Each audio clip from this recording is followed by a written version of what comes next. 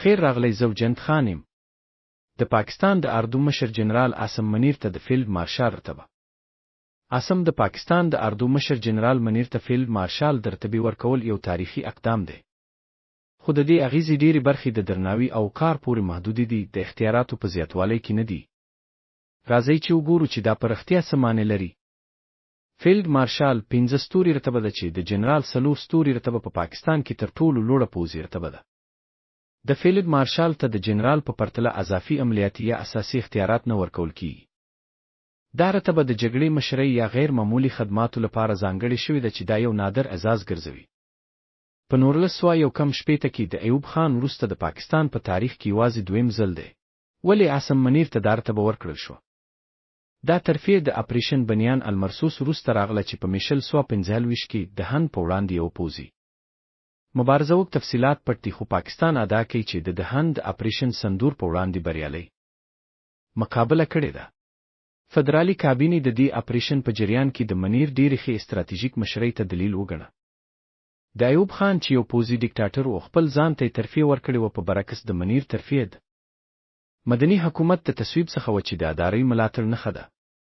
فیلډ مارشال د ژوند لپاره په فعال لیست کې پاتې کیږي، تل یونیفورم اغوندي شي او یو ځانګړی حصه لري.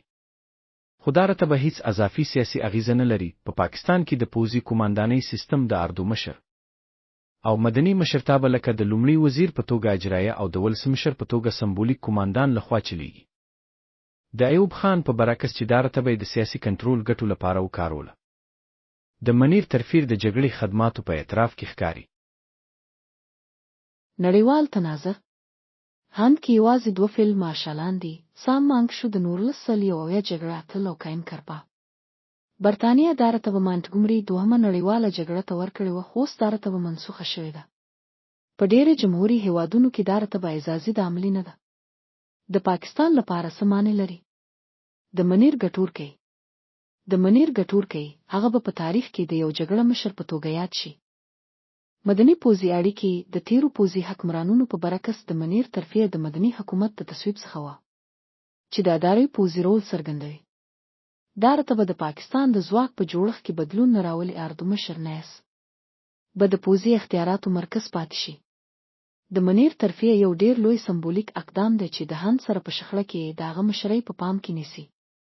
خو دا د هغه د اختیاراتو زیاتوالی نه دی، بلکې هغه د پوځي افسرو په یوه لوړه فهرست کې شاملوي چې سمبولیک امتیازات لري، خو د پاکستان په سیاستي یا پوځي عملیاتو کې اضافي کنټرول نه لري.